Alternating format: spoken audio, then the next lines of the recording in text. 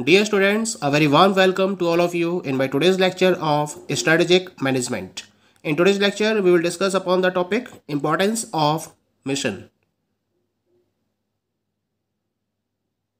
Mission की importance को discuss करने के लिए हम कुछ पर्टिकुलर पॉइंट्स को फोकस करेंगे और ये पॉइंट्स कंप्लीटली क्लैरिफाई करेंगे कि किसी पर्टिकुलर एंटरप्राइज के रेफरेंस में मिशन स्टेटमेंट को स्टेट करने की क्या इम्पोर्टेंस रहती है.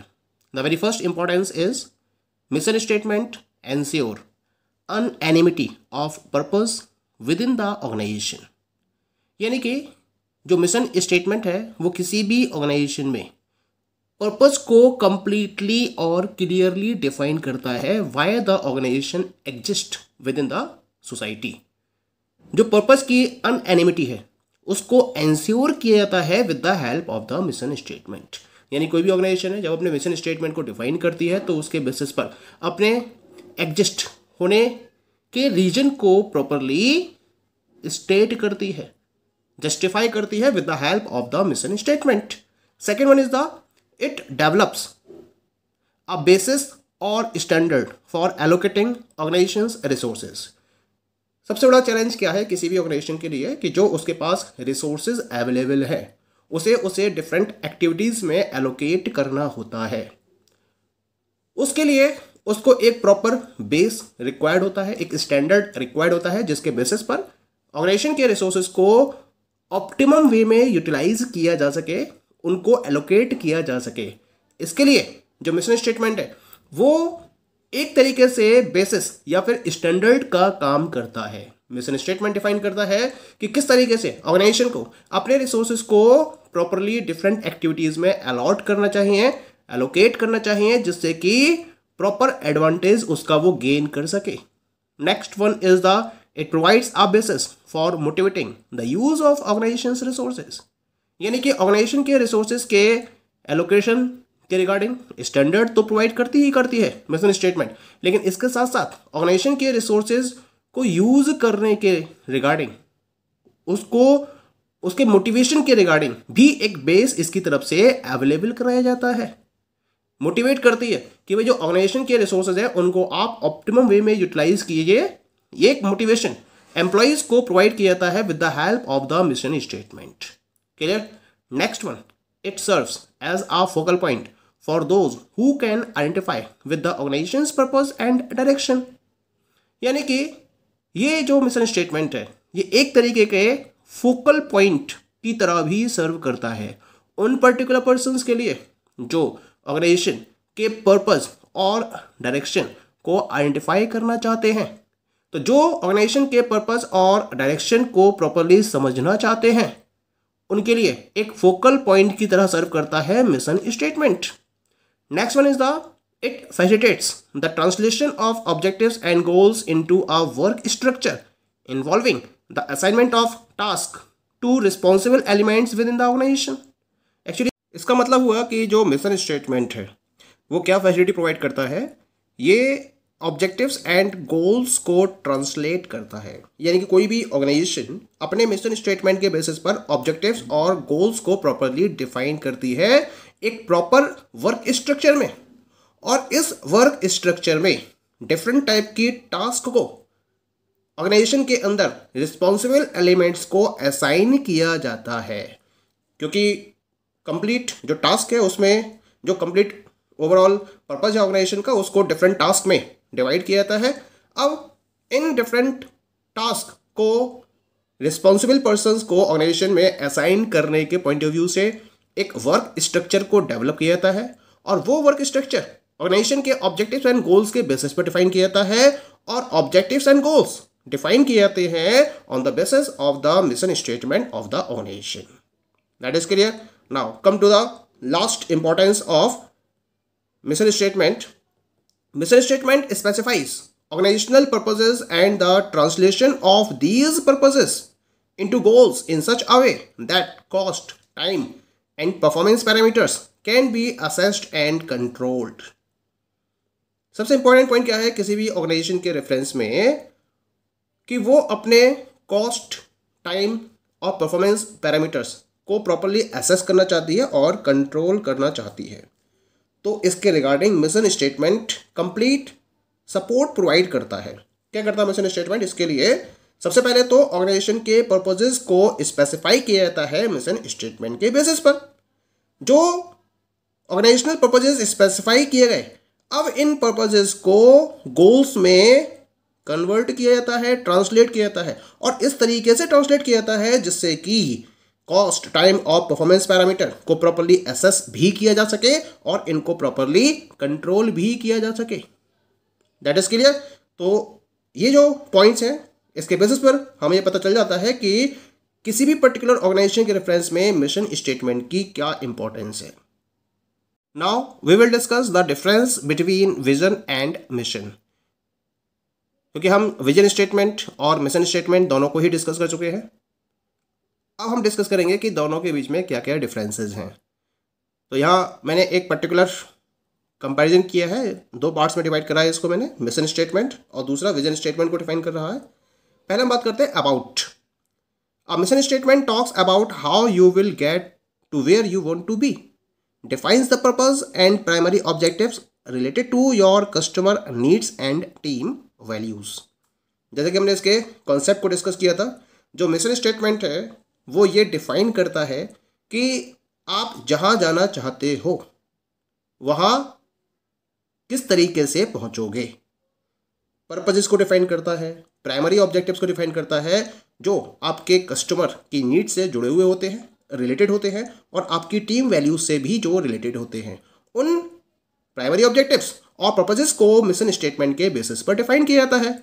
जबकि जब मैं विजन स्टेटमेंट की बात करता हूं, तो जो विजन स्टेटमेंट है it outlines where you want to be, यानी कि आप कहां पहुंचना चाहते हो। इस पर्टिकुलर क्वेश्चन का आंसर विजन स्टेटमेंट के बेसिस पर प्रोवाइड किया जाता है। ये कुल मिला के पर्पस के साथ साथ बिजनेस की वैल्यूज को भी प्रॉपरली डिफाइन करता है। तो पर्पस तो इसके अंदर इंक्लूड होता है, लेकिन इसके साथ साथ वैल्यूज को भी इसके बेसिस पर डिफाइन किया जाता है। अब क्योंकि मिशन स्टेटमेंट को विजन स्टेटमेंट के बेसिस पर डिफाइन किया जाता है, इसी वजह से मिशन स्टेटमेंट में भी पर्पस को डिफाइन किया जाता है। क्लियर हो गया। अब हम बात करते हैं about the next difference, and this is on the basis of the questions answered. दोनों में किस टाइप के क्वेश्चंस को आंसर किया जाता है, दोनों का पर्पज अलग अलग है। ठीक है, तो डिफरेंस भी है। जो क्वेश्चंस आंसर्ड होते हैं मिशन स्टेटमेंट में प्रॉपरली क्वेश्चंस पुट अप किए जाते हैं और उनके आंसर्स प्रोवाइड किए जाते हैं, जैसे कि व्हाट डू वी डू, हम क्या करते हैं। What makes us different from our competitors, ऐसा क्या है जो हमें हमारे कॉम्पिटिटर्स से बिल्कुल अलग बनाता है, हमें एक यूनिकनेस प्रोवाइड करता है। तो इस टाइप के क्वेश्चंस का आंसर मिशन स्टेटमेंट के द्वारा प्रोवाइड किया जाता है। जबकि विजन स्टेटमेंट में क्वेश्चंस रहते हैं जैसे कि where do we aim to be, हम कहां पहुंचना चाहते हैं। तो ये एक फ्यूचरिस्टिक अप्रोच को डिफाइन कर रहा है, जबकि ये प्रेजेंट जो मिशन स्टेटमेंट है वो प्रेजेंट बिजनेस को डिफाइन कर रहा है। क्लियर हो गया। Now come to the third difference. Third difference है on the basis of the time. A mission statement talks about the present leading to its future, यानी कि इसके फ्यूचर को लीड करते हुए प्रेजेंट के बारे में स्टेटमेंट प्रोवाइड किया जाता है with the help of mission statement. लेकिन जो विजन स्टेटमेंट है ये हमेशा आपके फ्यूचर के बारे में ही डिस्कशन करता है, हमेशा आपके फ्यूचर के बारे में ही प्रॉपर स्टेटमेंट्स प्रोवाइड करता है। जबकि मिशन स्टेटमेंट प्रेजेंट के बारे में ही स्टेटमेंट प्रोवाइड करता है, हालांकि फ्यूचर को ध्यान में रखते हुए। क्लियर हो गया। Now come to the next difference, it is on the basis of the functions. Function की बात करिए अगर मिशन स्टेटमेंट में, then mission statement lists the broad goals for which the organization is formed. Its prime function is internal, to define the key measures of the organization's success. तो functions की अगर बात करी जाए मिशन स्टेटमेंट में, तो ये उन पर्टिकुलर ब्रॉड गोल्स को डिफाइन करता है, उनको प्रॉपर लिस्टेड करता है, जिसकी वजह से ऑर्गेनाइजेशन को फॉर्म किया गया है। इसका जो प्राइम फंक्शन है वो इंटरनल बेस्ड है, यानी कि ऑर्गेनाइजेशन के इंटरनल स्ट्रक्चर को ध्यान में रखते हुए उसके मिशन स्टेटमेंट को फॉलो किया जाता है। यानी कि जो मिशन स्टेटमेंट है वो इंटरनल स्ट्रक्चर को ध्यान में रखते हुए अपनी फंक्शनिंग को डिसाइड करता है। इसके साथ साथ ऑर्गेनाइजेशन की सक्सेस के लिए कौन कौन से की मेजर्स हैं, that is also defined with the help of the mission statement of the organisation. Clear हो गया। अब हम बात करते हैं विजन स्टेटमेंट की, इसकी फंक्शन की बात करते हैं। It lists where you see yourself some years from now, it inspires you to give your best, it shapes your understanding of why you are working here. कुल मिला के जो आपका विजन स्टेटमेंट है वो ये लिस्टिंग करता है या ये एंश्योर करता है कि आज से कुछ साल बाद आप अपने आप को कहाँ देखना चाहते हो। इसके साथ साथ ये आपको अपनी बेस्ट परफॉर्मेंस देने के लिए हमेशा मोटिवेट करता रहता है, इंस्पायर्ड करता रहता है। ये आपकी अंडरस्टैंडिंग को एक शेप प्रोवाइड करता है कि आप इस ऑर्गेनाइजेशन में क्यों वर्क कर रहे हो, why you are working within that particular organisation. इसके रिगार्डिंग आपकी जो अंडरस्टैंडिंग है उसको स्ट्रेंथनिंग प्रोवाइड करता है, एक शेप प्रोवाइड करता है जिसके बेसिस पर आप हमेशा इंस्पायर्ड रहते हो, मोटिवेटेड रहते हो और अपने विजन को अचीव करने के लिए कंप्लीटली फर्मली डिटरमाइंड वे में अपनी वर्किंग को फॉलो करते रहते हो। That is clear. Now come to the next difference. Next difference is on the basis of the change. Your mission statement may change but it should still the back to your core values, customer needs and vision. यानी कि अगर आप अपने mission statement को change करना चाहें तो इसमें आप चेंज कर सकते हैं, लेकिन ये चेंज इस तरीके से फॉलो किया जाता है जिससे कि आपकी कोर वैल्यूज की डेफिनेशन चेंज ना हो, आपके कस्टमर नीड्स की डेफिनेशन चेंज ना हो, और जो आपका विजन है उसमें तो बिल्कुल भी कोई चेंज नहीं आना चाहिए। इनको ध्यान में रखते हुए आप अपने मिशन स्टेटमेंट में चेंज कर सकते हो। जबकि विजन की बात करिए है, जैसे जैसे आपकी ऑर्गेनाइजेशन आगे बढ़ती चली जाती है आपको ऐसा महसूस होता है कि आपको अपने विजन में चेंज करना चाहिए। लेकिन अगर बात करी जाए मिशन या विजन स्टेटमेंट्स की तो ये कुल मिला के आपके ऑर्गेनाइजेशन की फाउंडेशन को प्रॉपरली स्टेट करती हैं, उसके रिगार्डिंग एक क्लियर पिक्चर सोसाइटी को प्रोवाइड करती है। इसी वजह से अगर आप चेंज करना भी चाहते हैं तो इसको मिनिमम लेवल पर ही रखिए, बहुत ज़्यादा मिशन या विजन स्टेटमेंट में चेंजेस नहीं होने चाहिए। ठीक है, यानी कि मिशन स्टेटमेंट को आप चेंज कर सकते हो लेकिन विजन स्टेटमेंट को आप चेंज ना करें तो ये बेनिफिशियल रहता है, हालांकि चेंज किया जा सकता है। Next one is the developing a statement. इसके बेसिस पर दोनों में क्या डिफरेंस है। अब जब मिशन स्टेटमेंट को डेवलप किया जाता है तो उसके रिगार्डिंग एक बाउंड्री डेवलप की जाती है, कुछ क्वेश्चंस को पुटअप किया जाता है और इन क्वेश्चंस को प्रॉपरली आंसर प्रोवाइड करते हुए मिशन स्टेटमेंट को डेवलप किया जाता है। क्या क्या क्वेश्चन है ये। The first one is the what do we do today, यानी कि आज के टाइम में, प्रेजेंट पीरियड ऑफ टाइम में हम क्या करते हैं, यानी किस टाइप के बिजनेस या सर्विसेज को हम प्रोवाइड कर रहे हैं, तो अपने प्रेजेंट बिजनेस को डिफाइन करना होता है। फॉर हुम डू वी डू इट, किसके लिए कर रहे हैं, आपके टारगेटेड ग्रुप ऑफ कस्टमर्स कौन कौन से हैं, तो आपके अपने जो कस्टमर्स हैं उनको प्रॉपर्ली डिफाइन करना होता है कि किस ग्रुप ऑफ कस्टमर्स के रिगार्डिंग आप अपने प्रोडक्ट्स या सर्विसेज को मार्केट में अवेलेबल करा रहे हो, उस कैटेगरी ऑफ कस्टमर्स को डिफाइन करना होता है। व्हाट इज द बेनिफिट, जो प्रोडक्ट आप अवेलेबल करा रहे हो उससे आपके जो कोर कस्टमर्स हैं उनको क्या क्या बेनिफिट्स मिलेंगे, ये आपको डिफाइन करना होता है। इसके साथ साथ why we do what we do, हम जो करना चाहते हैं वो क्यों करना चाहते हैं, पर्पस डिफाइन करना होता है यहाँ पर इसमें। इसके साथ साथ what, for whom and why, क्या और किसके लिए और क्यों हम अपने एक्टिविटीज़ को परफॉर्म कर रहे हैं। तो इन सारे क्वेश्चंस को ध्यान में रखते हुए जो स्टेटमेंट क्रिएट किया जाता है उसको हम नाम देते हैं मिशन स्टेटमेंट का। अब हम बात करते हैं विजन स्टेटमेंट की। जब विजन स्टेटमेंट तैयार किया जाता है तब किन किन क्वेश्चंस का आंसर देना होता है, जैसे कि where do we want to be going forward, यानी कि हम आगे कहाँ जाना चाहते हैं या कहाँ जा रहे हैं। इसके साथ साथ हम उस पर्टिकुलर स्टेज पर कब तक पहुंचना चाहते हैं और हम उस पर्टिकुलर स्टेज पर कैसे पहुंचेंगे, वेयर, व्हेन एंड हाउ। इन क्वेश्चंस को ध्यान में रखते हुए कोई भी ऑर्गेनाइजेशन अपने विजन स्टेटमेंट को प्रॉपरली डिफाइन करती है।